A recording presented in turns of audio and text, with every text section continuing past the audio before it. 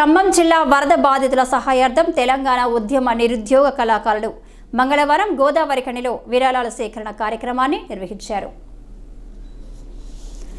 స్థానిక మెయిన్ చౌరస్తా నుండి ప్రారంభించిన విరాళాల సేకరణ కార్యక్రమాన్ని లక్ష్మీనగర్, కళ్యాణ్ నగర్, మేదర్ బస్తీ, అశోక్ నగర్లో చేపట్టారు. విరాళాల రూపంగా సేకరించిన మొత్తాన్ని ఖమ్మం జిల్లా వరద బాధితుల సహాయార్థం ముఖ్యమంత్రి సహాయ నిధికి అందించడం జరుగుతుందని నిరుద్యోగ కళాకారులు తెలిపారు.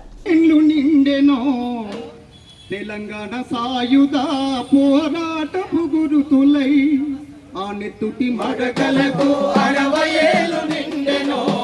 తెలంగాణ సాయుధ పోరాటపు మరకలై ఆనెత్తుటి మరకలకు 60 ఏళ్ళు నిండెనో. తెలంగాణ సాయుధ పోరాటపు గురుతులై ఆనెత్తుటి మరకలకు 60 ఏళ్ళు నిండెనో. తెలంగాణ సాయుధ కొమురయ్య పందకి ఐలమ్మలు సాయుధ పాడులో నాసుగులు వాసినరో.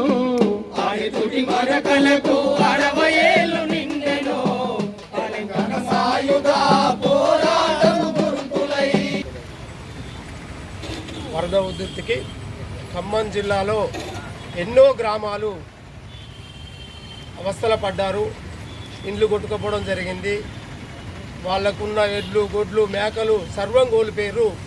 దాన్ని దృష్టిలో ఉంచుకొని మేము తెలంగాణ ఉద్యమ నిరుద్యోగ కళాకారులం. తెలంగాణ రావడానికి మేము అహర్నిశలు కృషి చేశాం. ఎన్నో ఉద్యమాలలో పాల్గొన్నాం. మాకు కళాకారులుగా గత ప్రభుత్వం నౌకర్లు ఇయ్యలేదు, కొంతమందికే ఇచ్చింది. అప్పుడు తెలంగాణ కోసం కష్టపడ్డాం. ఇప్పుడు మన తెలంగాణలోనే ఆ ఖమ్మం జిల్లాలో అంత నష్టం జరిగింది.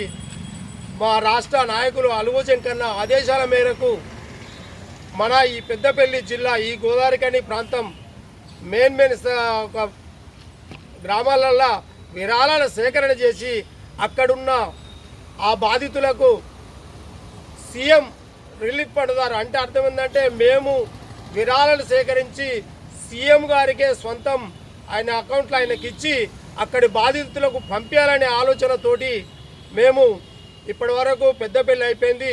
ఈరోజు ఈ గోదావరిఖనిలో తిరగడం జరుగుతుంది.